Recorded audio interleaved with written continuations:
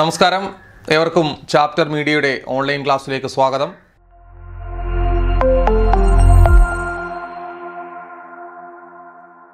ഇന്ന് നമ്മൾ സംസാരിക്കാൻ പോകുന്നത് 10ാം ക്ലാസ്സിലെ മൂന്നാമത്തെ ചാപ്റ്ററിനെ കുറിച്ചാണ്.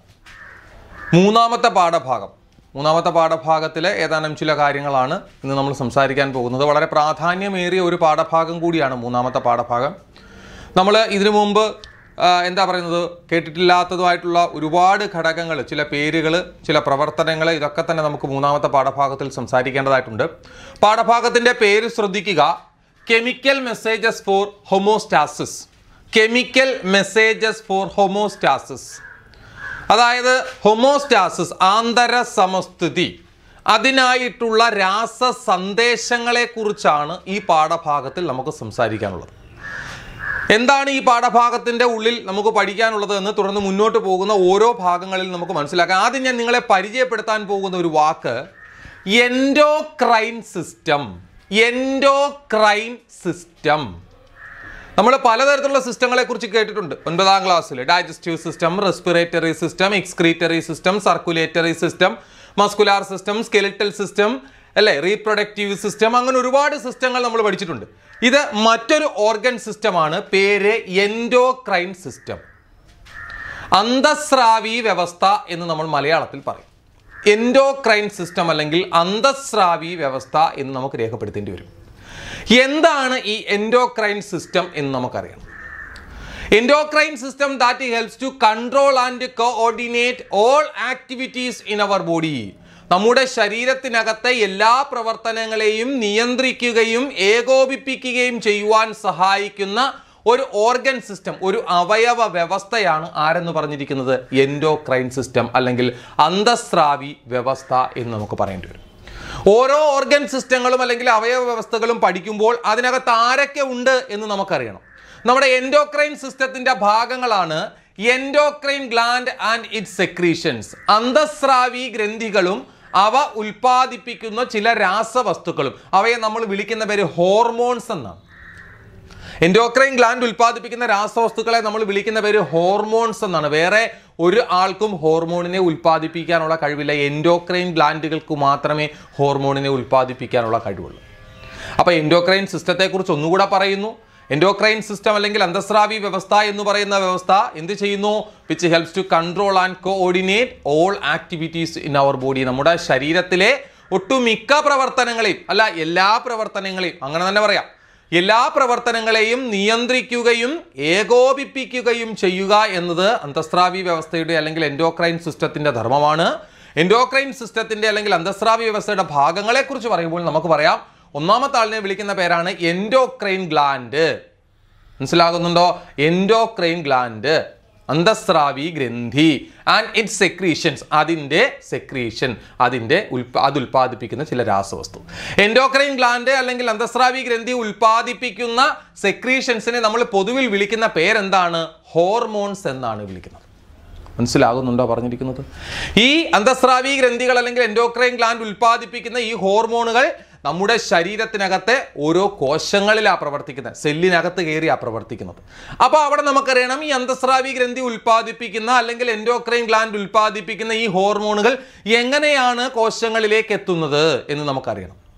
സാധാരണ നമുക്കറിയാം, നമ്മൾ ഉദാഹരണത്തിന് പറയുന്നു, നമ്മുടെ സലൈവറി ഗ്ലാൻഡ്, അല്ലേ, ഉമിനീർ ഗ്രന്ഥി ഉൽപ്പാദിപ്പിക്കുന്ന ഉമിനീർ അല്ലെങ്കിൽ സലൈവ എന്ന് പറയുന്ന ഘടകത്തെ അതിൻ്റെ ടാർജറ്റ് പോർഷൻ എവിടെയാണോ പ്രവർത്തിക്കേണ്ടത് അങ്ങോട്ട് കൊണ്ടുവന്നെത്തിക്കാൻ കുഴലുകൾ, ഡക്റ്റുകൾ കാണപ്പെടുന്നുണ്ട്, അതിൽ കൂടിയാണ് പോകുന്നത്. പക്ഷേ നമ്മുടെ എൻഡോക്രൈൻ ഗ്ലാൻഡുകൾ അല്ലെങ്കിൽ അന്തസ്രാവി ഗ്രന്ഥി ഉൽപ്പാദിപ്പിക്കുന്ന ഹോർമോണുകളെ അവരുടെ ലക്ഷ്യസ്ഥാനത്ത്, അവർ പ്രവർത്തിക്കേണ്ട സ്ഥലത്ത് കൊണ്ടുചെന്ന് എത്തിക്കുവാനായിട്ട് കുഴലുകളില്ല, ഡക്റ്റുകളില്ല. So these glands are also called ductless glands. അതുകൊണ്ട് നമുക്ക് നമ്മുടെ അന്തസ്രാവി ഗ്രന്ഥിയെ മറ്റൊരു പേര് കൂടി വിളിക്കാം, നാളീരഹിത ഗ്രന്ഥികൾ, ഡക്ട്ലെസ് ഗ്ലാൻഡ്സ് എന്ന് വിളിക്കുന്നു. പരീക്ഷയ്ക്ക് ചോദിക്കാം, endocrine glands are also called ductless glands. Why? അന്തസ്രാവി ഗ്രന്ഥികളെ നാളീരഹിത ഗ്രന്ഥികൾ എന്ന് വിളിക്കുവാനുള്ള കാരണം എന്താണ്? അല്ലേ, they do not have specialized ducts to carry the hormones into their target cells. അല്ലേ? അന്തസ്രാവി ഗ്രന്ഥികൾ ഉൽപ്പാദിപ്പിക്കുന്ന ഹോർമോണുകളെ അവരുടെ ലക്ഷ്യസ്ഥാനത്ത് എത്തിക്കുവാൻ എന്തില്ല? നാളികൾ, കുഴലുകളില്ല. അതുകൊണ്ട് അതിനെ നമ്മൾ വിളിക്കുന്ന പേരാണ് ഡക്റ്റ്ലെസ് ഗ്ലാൻഡ്സ്. പിന്നെ എങ്ങനെ ഇവർ സഞ്ചരിക്കുന്നു? അടുത്ത ഒരു ചോദ്യം വരുന്നു. അങ്ങനെ സഞ്ചരിക്കുന്നത് എങ്ങനെയെന്ന് ചോദിക്കുമ്പോഴാണ് അവിടെ നമുക്ക് മറ്റൊരാളുടെ സഹായം തേടേണ്ടി വരുന്നത്.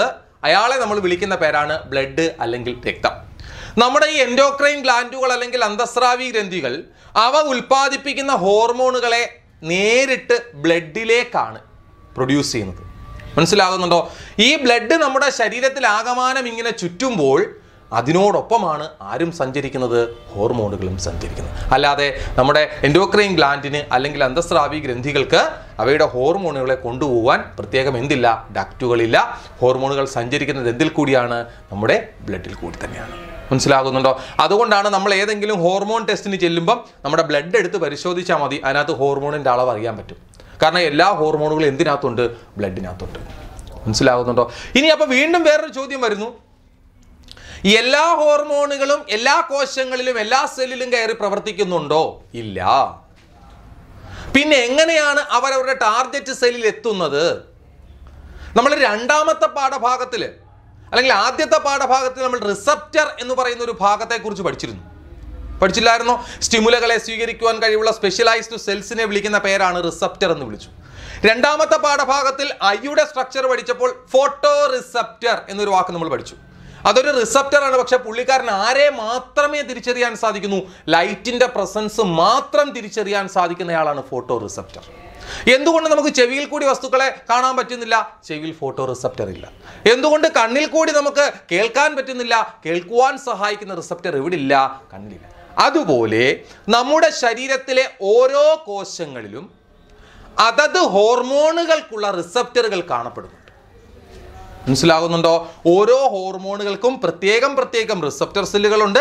അത് ഏത് കോശത്തിലാണോ ഉള്ളത് ആ കോശത്തിൽ മാത്രമേ ആ ഹോർമോണിന് കയറി എന്ത് ചെയ്യാൻ പറ്റൂ? പ്രവർത്തിക്കുവാൻ സാധിക്കൂ. മനസ്സിലാകുന്നുണ്ടോ? ഒരു ഉദാഹരണം നമുക്കിവിടെ പറയുന്നു. ശ്രദ്ധിക്കുക പറയുന്നത്. ഇവിടെ ഞാൻ ABCD ഇങ്ങനെ 4 സെല്ലുകൾ രേഖപ്പെടുത്തുന്നു. ആ സെല്ലിൽ കാണപ്പെടുന്ന എന്താണ്? റിസപ്റ്റർ സെല്ലുകളാണ് A1 B1, ഇതിനകത്ത് C1 D1, ഇതിനകത്ത് A1 D1, ഇതിനകത്ത് PQ. ഉദാഹരണമാണ് ഞാൻ പറഞ്ഞിരിക്കുന്നത്. റിസപ്റ്റർ സെല്ലുകളാണ്. അപ്പം A1 എന്ന് പറയുന്ന റിസപ്റ്ററിൻ്റെ കറസ്പോണ്ടിങ്സ് ആയിട്ടുള്ള ഹോർമോൺ A ആണെന്നിരിക്കട്ടെ. B1-ൻ്റെത് B ആണ്, C1-ൻ്റെത് C ആണ്, D1-ൻ്റെത് D ആണ്, P1-ൻ്റെത് P എന്ന് പറയുന്ന ഹോർമോൺ. ഇതെല്ലാം ഹോർമോണുകളാണ്. ഇത് റിസപ്റ്ററാണ്. Q1-ൻ്റെത് Q. അങ്ങനെ വരുമ്പോൾ ബ്ലഡിൽ കൂടി ഈ ഹോർമോണുകളെല്ലാം വരുമ്പോൾ A എന്ന് പറയുന്ന സെല്ലിൽ ഏതൊക്കെ റിസപ്റ്റർ സെല്ലുകളുണ്ട്? A1-ഉം B1-ഉം.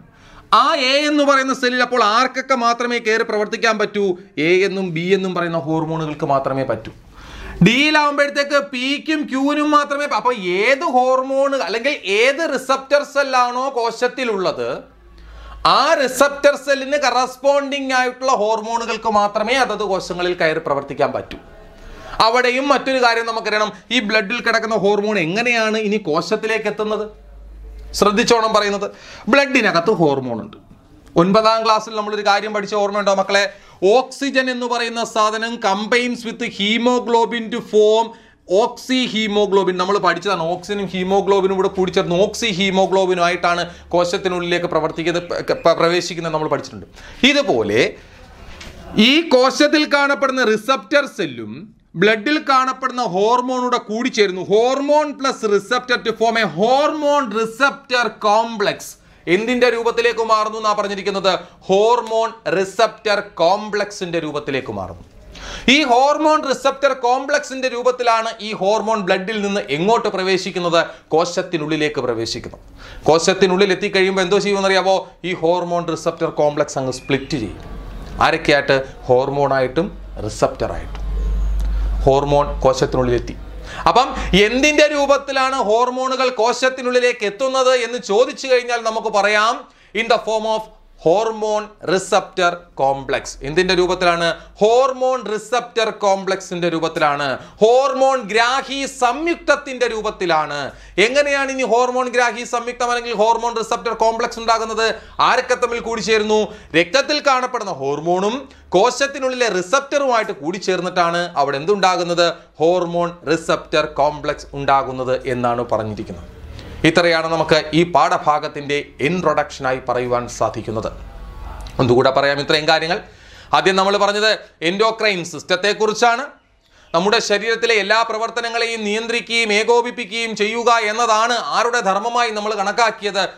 നമ്മുടെ എൻഡോക്രൈൻ സിസ്റ്റത്തിന്റെ ധർമ്മമായി കണക്കാക്കിയത്. എൻഡോക്രൈൻ സിസ്റ്റത്തിന്റെ ഭാഗങ്ങൾ അല്ലെങ്കിൽ അന്തസ്രാവി വ്യവസ്ഥയുടെ ഭാഗങ്ങൾ ആരൊക്കെയാണെന്നാണ് പറഞ്ഞിരിക്കുന്നത്? എൻഡോക്രൈൻ ഗ്ലാൻഡ് അല്ലെങ്കിൽ അന്തസ്രാവി ഗ്രന്ഥി, അതോടൊപ്പം തന്നെ അവ ഉൽപ്പാദിപ്പിക്കുന്ന രസവസ്തു, അതിനെ നമ്മൾ വിളിച്ച പേരെന്താണ്? ഹോർമോൺസ് എന്നാണ്. ഹോർമോണുകളെ അവരുടെ ലക്ഷ്യസ്ഥാനത്ത് എത്തിക്കുവാൻ പ്രത്യേകം കുഴലുകളില്ല, ഡക്റ്റുകളില്ല. അതുകൊണ്ട് എൻഡോക്രൈൻ ഗ്ലാൻഡിനെ നമ്മൾ മറ്റൊരു പേര് വിളിച്ചു ഡക്റ്റിലെസ് ഗ്ലാൻസ് അല്ലെങ്കിൽ നാളീരഹിത ഗ്രന്ഥികൾ. അന്തസ്രാവി ഗ്രന്ഥികളെ വിളിക്കുന്ന മറ്റൊരു പേരാണ് നാളീരഹിത ഗ്രന്ഥികൾ എന്ന് വിളിച്ചു. മനസ്സിലാകുന്നുണ്ടോ പറഞ്ഞിരിക്കുന്നത്? എല്ലാ ഹോർമോണുകൾക്കും എല്ലാ കോശങ്ങളിലും കയറി പ്രവർത്തിക്കുവാൻ സാധ്യമല്ല. അതത് ഹോർമോണുകളുടെ റിസപ്റ്റർ സെല്ലുകൾ, ഗ്രാഹി കോശങ്ങൾ ഉള്ള കോശങ്ങളിൽ മാത്രമേ ഹോർമോണുകൾക്ക് കയറി പ്രവർത്തിക്കാൻ സാധിക്കൂ. ഹോർമോണുകൾ രക്തത്തിൽ കൂടി ഒഴുകി വരുമ്പോൾ കോശത്തിലെ ആരുമായിട്ട് കൂടിച്ചേരുന്നു? ഗ്രാഹിയുമായിട്ട്, റിസപ്റ്ററുമായിട്ട് കൂടിച്ചേർന്ന് ഹോർമോൺ റിസപ്റ്റർ കോംപ്ലക്സ്, ഹോർമോൺ ഗ്രാഹി സംയുക്തത്തിന്റെ രൂപത്തിലാണ് എന്തിനുള്ളിലേക്ക് പ്രവേശിക്കുന്നത്? കോശത്തിനുള്ളിലേക്ക് പ്രവേശിക്കുന്നു. കോശത്തിനുള്ളിൽ എത്തിയ ഹോർമോൺ റിസപ്റ്റർ കോംപ്ലക്സ് അല്ലെങ്കിൽ ഹോർമോൺ ഗ്രാഹി സംയുക്തം എന്ത് ചെയ്യുന്നു? വിഘടിച്ച് ഹോർമോണും ഗ്രാഹിയുമായിട്ട് മാറുന്നു. ഗ്രാഹി വീണ്ടും ഹോർമോണിനെ സ്വീകരിക്കുന്നു. കോശത്തിനുള്ളിലത്തെ ഹോർമോണുകൾ അതിന്റെ പ്രവർത്തനം അവിടെ ആരംഭിക്കുന്നു. ഇത്രയാണ് നമുക്ക് ഈ പാഠഭാഗത്തിന്റെ ഇൻട്രൊഡക്ഷനായി നമുക്ക് പറയുവാനായിട്ടുള്ളത്. ഇനി നമുക്ക് പഠിക്കുവാനായിട്ടുള്ളത് ഈ അന്തസ്രാവി വ്യവസ്ഥയുടെ, അന്തസ്രാവി അല്ലെങ്കിൽ എൻഡോക്രൈൻ സിസ്റ്റത്തിന്റെ ഭാഗമായിരുന്നല്ലോ എൻഡോക്രൈൻ ഗ്ലാൻഡ് എന്ന് പറഞ്ഞാൽ. മനുഷ്യ ശരീരത്തിൽ കാണപ്പെടുന്ന വ്യത്യസ്തങ്ങളായിട്ടുള്ള എൻഡോക്രൈൻ ഗ്ലാൻഡുകളെ കുറിച്ച്, അന്തസ്രാവി ഗ്രന്ഥികളെ കുറിച്ചാണ് അടുത്തതായിട്ട് നമുക്ക് സംസാരിക്കുവാനായിട്ട് ഉള്ളത്. അപ്പം നമുക്ക് നമ്മുടെ ആദ്യത്തെ എൻഡോക്രൈൻ ഗ്ലാൻഡിനെ പരിചയപ്പെടാം. ആദ്യത്തെ എൻഡോക്രൈൻ ഗ്ലാൻഡിന്റെ പേരാണ് പാൻക്രിയാസ്. പാൻക്രിയാസ് എന്ന് പറയുന്ന ഗ്രന്ഥിയെക്കുറിച്ചാണ് നമുക്ക് ഇവിടെ പഠിക്കാനായിട്ടുള്ളത്. പാൻക്രിയാസ് എന്ന് പറയുന്ന ഗ്ലാൻഡ് അല്ലെങ്കിൽ പാൻക്രിയാസ് എന്ന് പറയുന്ന ഗ്രന്ഥി, ആഗ്നേയ ഗ്രന്ഥി എന്ന് നമുക്ക് മലയാളത്തിൽ പറയാം, രണ്ടും ഒന്ന് തന്നെയാണ്. ഈ ഗ്രന്ഥി ഉൽപ്പാദിപ്പിക്കുന്ന ഹോർമോണുകൾ ഏതൊക്കെയാണ്? അതിൻ്റെ ധർമ്മങ്ങൾ എന്തൊക്കെയാണ്? ഈ ഹോർമോണിൻ്റെ അളവിൽ എന്തെങ്കിലും വ്യത്യാസം ഉണ്ടായിക്കഴിഞ്ഞാൽ നമ്മളെ അത് ബാധിക്കുമോ എന്നൊക്കെയാണ് നമ്മൾ പറയാൻ പോകുന്നത്. നമ്മുടെ പാൻക്രിയാസ് അല്ലെങ്കിൽ ആഗ്നേയ ഗ്രന്ഥി എന്ന് പറയുന്ന ഗ്രന്ഥി എടുത്ത് പരിശോധിച്ചു കഴിഞ്ഞാൽ ആ ഗ്രന്ഥിക്കകത്ത് there is a group of cells are present. ഒരു കൂട്ടം കോശങ്ങൾ കാണപ്പെടുന്നു. ആ കോശത്തിന്റെ കൂട്ടത്തെ നമ്മൾ വിളിക്കുന്ന പേരാണ് ഐലറ്റ്സ് ഓഫ് ലാംഗർഹാൻസ് എന്ന് വിളിക്കും. ഐലറ്റ്സ് ഓഫ് ലാംഗർഹാൻസ് കോശ സമൂഹമാണ്. പാൻക്രിയാസ് എന്ന് പറയുന്ന ഗ്രന്ഥിക്കുള്ളിൽ കാണപ്പെടുന്ന കോശ സമൂഹത്തെ നമ്മൾ വിളിച്ച പേരാണ് ഐലറ്റ്സ് ഓഫ് ലാംഗർഹാൻസ് എന്ന് വിളിക്കും. ഈ ഐലറ്റ്സ് ഓഫ് ലാംഗർഹാൻസിനകത്ത് രണ്ട് തരത്തിലുള്ള കോശങ്ങളുണ്ട്. 2 types of cells are present.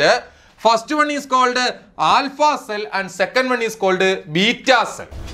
അപ്പം ഐലറ്റ്സ് ഓഫ് ലാംഗർഹാൻസിൽ രണ്ട് തരത്തിലുള്ള കോശങ്ങളുണ്ട്. ആദ്യത്തെ കോശത്തെ വിളിച്ച പേര് ആൽഫ കോശങ്ങളെന്നും രണ്ടാമത്തെ കോശത്തെ വിളിച്ച പേരെന്താണ്? ബീറ്റ കോശങ്ങൾ എന്നും വിളിച്ചു.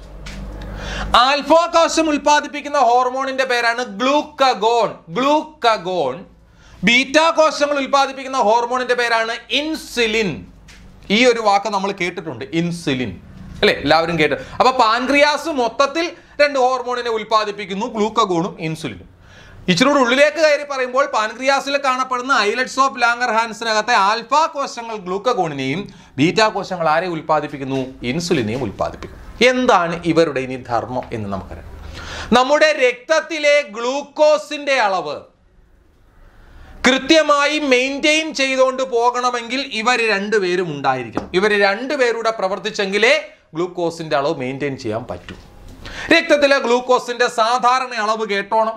ആരോഗ്യവാനായ ഒരു വ്യക്തിയുടെ ശരീരത്തിലെ രക്തത്തിലെ ഗ്ലൂക്കോസിന്റെ സാധാരണ അളവ് 70 to 110 milligram per 100 ml. 100 ml രക്തമെടുത്തു പരിശോധിച്ചാൽ മിനിമം കുറഞ്ഞത് 70 മില്ലിഗ്രാമും മാക്സിമം പോയാൽ 110 മില്ലിഗ്രാം. 70 കുറയുവാനോ 110 കൂടുവാനോ പാടുള്ളതല്ല. ഈ ലെവല് കൃത്യമായി കൊണ്ടുപോകുന്നത് ഇവർ രണ്ടുപേരുടെ ചേർന്നാണ്. അതിൽ തന്നെ ഇൻസുലിൻ്റെ ധർമ്മം എന്ന് പറഞ്ഞു കഴിഞ്ഞാൽ രക്തത്തിലെ ഗ്ലൂക്കോസിന്റെ അളവ് കൂടുകയാണെങ്കിൽ അതിനെ കുറയ്ക്കുക എന്നതാണ് ആരുടെ ധർമ്മമായി കണക്കാക്കുന്നത്? ഇൻസുലിന്റെ ധർമ്മമെങ്കിൽ രക്തത്തിലെ ഗ്ലൂക്കോസിന്റെ അളവ് കുറയുകയാണെങ്കിൽ അതിനെ കൂട്ടുക എന്നതാണ് ആരുടെ ധർമ്മമായി കണക്കാക്കുന്നത്? ഗ്ലൂക്കഗോണിന്റെ ധർമ്മമായി കണക്കാക്കുന്നത്. അപ്പോൾ ഒരാൾ ചെയ്യുന്നതിൻ്റെ ഓപ്പോസിറ്റാണ്. സിമ്പിളായിട്ട് പഠിക്കാവുന്നതേ ഉള്ളൂ. ഷുഗർ ഉള്ളവരാ ഇൻസുലിൻ കുത്തിവെക്കുന്നത്. അപ്പോൾ ഇൻസുലിൻ കുത്തിവെക്കുന്നത് എന്തിനാ? ഷുഗർ കൂട്ടാനാണോ കുറയ്ക്കാനാണോ? കുറയ്ക്കാനാണ്. അപ്പോൾ ഇൻസുലിൻ്റെ ധർമ്മം രക്തത്തിലെ ഗ്ലൂക്കോസിൻ്റെ അളവ് കുറയ്ക്കുക. കൂടിപ്പോയാൽ എത്രയിലെ 110 മുകളിലായാൽ കുറയ്ക്കുക. ഗ്ലൂക്കഗോണിൻ്റെ ധർമ്മം എന്താ? കുറഞ്ഞു പോയാൽ കൂട്ടുക. എത്രയിൽ കുറഞ്ഞു പോയാൽ? 70 കുറഞ്ഞു പോയാൽ കൂട്ടുക. എങ്ങനെ? അതാണ് അടുത്ത് നമുക്ക് പറയാം. 2 രീതിയിലാണ്. ഏതെങ്കിലും കാരണവശാൽ രക്തത്തിലെ ഗ്ലൂക്കോസിൻ്റെ അളവ് കൂടുകയാണ് എങ്കിൽ നമ്മുടെ ബീറ്റ കോശങ്ങൾ ധാരാളമായിട്ട് ആരെ അങ്ങോട്ട് ഉൽപ്പാദിപ്പിക്കുന്നു? ഇൻസുലിനെ ഉൽപ്പാദിപ്പിക്കുകയും ഇൻസുലിൻ എന്തോ ചെയ്യുമെന്നറിയാവോ? രക്തത്തിൽ കാണപ്പെടുന്ന ഗ്ലൂക്കോസിനെ കോശങ്ങൾക്കുള്ളിലേക്ക് അങ്ങ് വലിച്ചെടുപ്പിക്കും. Cellular uptake of glucose. രക്തത്തിൽ അധികമായിട്ടുള്ള ഗ്ലൂക്കോസിനെ എന്തിനുള്ളിലേക്ക് അങ്ങ് വലിച്ചെടുക്കും? സെല്ലിനുള്ളിലേക്ക് വലിച്ചെടുക്കും. ഒന്നാമത്തെ രീതി. അപ്പം രക്തത്തിലെ ഗ്ലൂക്കോസിന്റെ അളവ് കുറയും. രണ്ടാമത്തെ രീതി, ഗ്ലൂക്കോസിനെ ഗ്ലൈക്കോജൻ ആക്കി മാറ്റുന്നു. Glucose is converted into glycogen and stored in the liver. ഗ്ലൂക്കോസിനെ ഗ്ലൈക്കോജൻ ആക്കി മാറ്റി എവിടെ കൊണ്ടുപോയി സംഭരിക്കുന്നു? കരളിൽ കൊണ്ടുപോയി സംഭരിക്കും. ഈ 2 മാർഗങ്ങളിൽ കൂടിയാണ് ഇൻസുലിൻ രക്തത്തിലെ ഗ്ലൂക്കോസിന്റെ അളവ് കുറയ്ക്കുന്നത്. മാർഗങ്ങൾ ഒന്നുകൂടെ പറയുന്നു. ഒന്ന്, increase the cellular uptake of glucose and the glucose is converted into glycogen and stored in the liver. രക്തത്തിൽ അധികമായി കാണപ്പെടുന്ന ഗ്ലൂക്കോസിനെ കോശങ്ങൾക്കുള്ളിലേക്ക് ആഗിരണം ചെയ്യിപ്പിച്ചും ബാക്കിയുള്ള ഗ്ലൂക്കോസിനെ ഗ്ലൈക്കോജന്റെ രൂപത്തിൽ കൺവേർട്ട് ചെയ്ത് എവിടെ സംഭരിക്കുന്നു? കരളിലും സംഭരിക്കുന്നു. ഒന്നാമത്തെ രീതി കഴിഞ്ഞു. ഇനി കുറഞ്ഞുപോയി, കൂട്ടണം. ആരാണ് കൂട്ടുന്നത്? ഗ്ലൂക്കഗോൺ ആണ്. അവിടെയും 2 പ്രവർത്തനങ്ങൾ. പുള്ളിക്കാരൻ ചെയ്യുന്ന എന്താണെന്നറിയാവോ? നമ്മുടെ ഇൻസുലിൻ മാറ്റി വെച്ചിരിക്കുന്ന ഗ്ലൂക്കോസിനെ എന്തിന്റെ രൂപത്തിൽ മാറ്റി വെച്ചിട്ടുണ്ടായിരുന്നു? ഗ്ലൈക്കോജനെ. എവിടെ? ലിവറിൽ. ആ ഗ്ലൈക്കോജനെ തിരിച്ചങ്ങ് ആരാക്കി മാറ്റുന്നു? ഗ്ലൂക്കോസ് ആക്കി മാറ്റും. രക്തത്തിൽ ഗ്ലൂക്കോസിന്റെ അളവ് കുറഞ്ഞു പോയി കഴിഞ്ഞാൽ ഗ്ലൂക്കഗോൺ കരളിലിരിക്കുന്ന ഗ്ലൈക്കോജനെ എന്താക്കി മാറ്റുന്നു? ഗ്ലൂക്കോസ് ആക്കി മാറ്റി ബ്ലഡിലേക്ക് ആഡ് ചെയ്ത് കൊടുക്കും. എന്നിട്ടും പറ്റിയില്ലെങ്കിൽ പുള്ളിക്കാരൻ എന്ത് ചെയ്യുന്നറിയോ? Synthesis of glucose from amino acid. Amino ആസിഡിൽ നിന്ന് എന്തിനെ പുതുതായിട്ട് ഉണ്ടാക്കിയെടുക്കും? ഗ്ലൂക്കോസിനെ ഉണ്ടാക്കിയെടുക്കും. അപ്പൊ ഇവരുടെ 2 പേരുടെയും പരസ്പര വിരുദ്ധമായ പ്രവർത്തനം എന്ന് പറയാം. ഒരാൾ ചെയ്യുന്നതിന്റെ ഓപ്പോസിറ്റ് അടുത്ത ആൾ ചെയ്യുന്നത്. ആ പ്രവർത്തനത്തിൽ കൂടിയാണ് രക്തത്തിലെ ഗ്ലൂക്കോസിന്റെ സാധാരണ അളവ്. എത്രയാണ് സാധാരണ അളവ്? 70 മുതൽ 110 മില്ലിഗ്രാം വരെയാണ് അത് മെയിൻറ്റെയിൻ ചെയ്തു പോകുന്നത്. ഒന്നുകൂടെ പറയുന്നു, ഇൻസുലിൻ എന്തെല്ലാം കാര്യങ്ങൾ ചെയ്യുന്നു? 2 കാര്യങ്ങൾ. ഒന്ന്, increase the cellular uptake of glucose. ഗ്ലൂക്കോസിനെ എന്തിനുള്ളിലേക്ക് വലിച്ചെടുപ്പിക്കുന്നു? സെല്ലിനുള്ളിലേക്ക് വലിച്ചെടുക്കുന്നു. Glucose is converted into glycogen. ഗ്ലൂക്കോസിനെ എന്തിന്റെ രൂപത്തിലേക്ക് കൺവേർട്ട് ചെയ്യുന്നു? ഗ്ലൈക്കോജന്റെ രൂപത്തിലേക്ക് കൺവേർട്ട് ചെയ്യുന്നു. എന്നിട്ട് എവിടെ കൊണ്ടുപോയി സംഭരിക്കുന്നു? കരളിൽ. മനസ്സിലാകുന്നുണ്ടോ? ഗ്ലൂക്കഗോൺ ചെയ്യുന്ന എന്താണ്? കുറഞ്ഞു പോയി കഴിഞ്ഞാൽ കരളിലിരിക്കുന്ന ഗ്ലൈക്കോജനെ തിരിച്ചങ്ങ് ആരാക്കും? ഗ്ലൂക്കോസ് ആക്കും. ഇല്ല എന്നിട്ടും പറ്റിയില്ലെങ്കിൽ അമിനോ ആസിഡിൽ നിന്നും എന്തുണ്ടാക്കിയെടുക്കും? ഗ്ലൂക്കോസിനെ ഉണ്ടാക്കിയെടുക്കും. മനസ്സിലായോ മക്കളെ പറഞ്ഞത്? ഇതാണ് ഇവർ 2 പേരുടെ പ്രവർത്തനം. ഇനി ഇതുമായി ബന്ധപ്പെട്ട ഒരു രോഗാവസ്ഥയെക്കുറിച്ച് കൂടി നമുക്കറിയണം. നമുക്കെല്ലാവരും കേട്ടിട്ടുണ്ട് ഷുഗർ അല്ലെങ്കിൽ പ്രമേഹം എന്ന് പറയുന്ന അവസ്ഥ. ഡയബറ്റസ് മെലിറ്റസ് എന്ന് വിളിക്കും. Diabetes mellitus.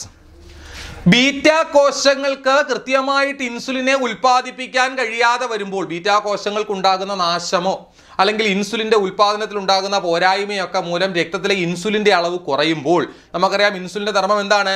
രക്തത്തിലെ ഗ്ലൂക്കോസിൻ്റെ അളവ് കൂടുകയാണെങ്കിൽ കുറയ്ക്കാൻ സഹായിക്കുന്ന ആളാണ് ആരെന്ന് പറഞ്ഞിരിക്കുന്നത്? ഇൻസുലിൻ. അപ്പോൾ ഇൻസുലിൻ ഇല്ലാതെ വരുമ്പോൾ രക്തത്തിലെ എന്തിൻ്റെ അളവ് ക്രമാതീതമായിട്ട് ഉയരും? ഗ്ലൂക്കോസിൻ്റെ അളവ്. The excess glucose is eliminated through urine. അങ്ങനെ വരുമ്പോൾ അധികമായിട്ടുള്ള ഗ്ലൂക്കോസ് എന്തിൽ കൂടി പുറന്തള്ളാൻ തുടങ്ങുന്നു?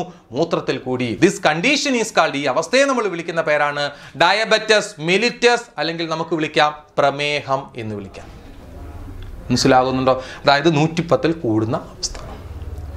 Increase the apatite and thirst. ഉയർന്ന വിശപ്പ്, ദാഹം. ഫ്രീക്വന്റ് യൂറിനേഷൻ, തുടരെയായിട്ടുള്ള മൂത്രമൊഴിക്കാൻ തോന്നുന്ന അവസ്ഥ. ഇതൊക്കെ എന്തിൻ്റെ ലക്ഷണങ്ങളായിട്ട് നമുക്ക് കണക്കാക്കാം? ഈ ഡയബറ്റസ് മെലിറ്റസ് അല്ലെങ്കിൽ പ്രമേഹം എന്ന് പറയുന്ന രോഗത്തിൻ്റെ ലക്ഷണങ്ങളായി കണക്കാക്കാം. ക്ലിനിക്കലി പറയുകയാണെങ്കിൽ, അല്ലെങ്കിൽ ഇച്ചിരി ഡീപ്പായിട്ട് പറയുകയാണെങ്കിൽ, ബിഫോർ ദ ഫുഡ്, അതായത് നമ്മുടെ ആഹാരത്തിന് മുൻപ് രക്തത്തിലെ ഗ്ലൂക്കോസിന്റെ അളവ് 100 ml രക്തത്തിൽ 126 മില്ലിഗ്രാമിൽ കൂടുകയാണ് എങ്കിൽ ആ അവസ്ഥയാണ് എന്തെന്ന് പറഞ്ഞിരിക്കുന്നത്? പ്രമേഹം അല്ലെങ്കിൽ ഡയബറ്റസ് എന്ന് പറയുന്ന അവസ്ഥ. നമ്മൾ ഫാസ്റ്റിങ്ങിൽ പോയി ബ്ലഡ് ടെസ്റ്റ് ചെയ്യുമെന്നൊക്കെ പറയും. ഫാസ്റ്റിങ്ങിൽ ടെസ്റ്റ് ആഹാരത്തിന് മുമ്പ് ബ്ലഡ് ടെസ്റ്റ് അല്ല, ഗ്ലൂക്കോസിന്റെ അളവ് 126 കൂടുകയാണ് എങ്കിൽ നമുക്ക് ഏത് രോഗം ഉള്ളതായിട്ട് കണക്കാക്കാം? ഷുഗർ അല്ലെങ്കിൽ പ്രമേഹം എന്ന് പറയുന്ന ഡയബറ്റസ് മെലിറ്റസ് ഉള്ളതായിട്ട് നമുക്ക് കണക്കാക്കാം. ഇത്രയാണ് നമുക്ക് പാൻക്രിയാസ് എന്ന് പറയുന്ന ഗ്രന്ഥിയെക്കുറിച്ച് പറയുവാനായിട്ടുള്ളത്. അപ്പോൾ പാൻക്രിയാസിനെ കുറിച്ച് ഓടിച്ചെന്നൂടെ പറയുന്നു. പാൻക്രിയാസ് അല്ലെങ്കിൽ ആഗ്നേയ ഗ്രന്ഥി കാണപ്പെടുന്ന കോശ സമൂഹത്തെ വിളിച്ച പേര് ഐലറ്റ്സ് ഓഫ് ലാംഗർഹാൻസ്. അതിൽ കാണപ്പെടുന്ന 2 കോശങ്ങൾ ആൽഫ കോശവും ബീറ്റാ കോശവും. ആൽഫ കോശം ഉൽപ്പാദിപ്പിക്കുന്ന ഹോർമോൺ ഗ്ലൂക്കഗോൺ, ബീറ്റാ കോശം ഉൽപ്പാദിപ്പിക്കുന്ന ഹോർമോൺ ഇൻസുലിൻ. ഇൻസുലിൻ്റെ ധർമ്മം രക്തത്തിലെ ഗ്ലൂക്കോസിന്റെ അളവ് കൂടുകയാണെങ്കിൽ കുറയ്ക്കുക, ഗ്ലൂക്കഗോണിന്റെ ധർമ്മം രക്തത്തിലെ ഗ്ലൂക്കോസിന്റെ അളവ് കുറയുകയാണെങ്കിൽ കൂട്ടുക. രീതികൾ പറഞ്ഞു. ഇൻസുലിന്റെ അളവ് കുറയുന്നത് മൂലം രക്തത്തിലെ ഗ്ലൂക്കോസിന്റെ അളവ് കൂടുന്ന അവസ്ഥയെ നമ്മൾ വിളിച്ച പേര് ഡയബറ്റസ് മെലിറ്റസ്. രക്തത്തിലെ ഗ്ലൂക്കോസിന്റെ നോർമൽ അളവ് 70 to 110/100 ml. ഇത്രയാണ് നമുക്ക് പാൻക്രിയാസ് എന്ന് പറയുന്ന ഗ്രന്ഥിയെക്കുറിച്ച് സംസാരിക്കുവാനായിട്ടുള്ളത്. ഇതേപോലെ നമുക്ക് 10ഓളം അന്തസ്രാവി ഗ്രന്ഥികളെക്കുറിച്ച് പഠിക്കുവാനായിട്ടുണ്ട്. ഓരോന്നും നമുക്ക് അടുത്ത ക്ലാസ്സുകളിൽ വിശദമായിട്ട് സംസാരിക്കും.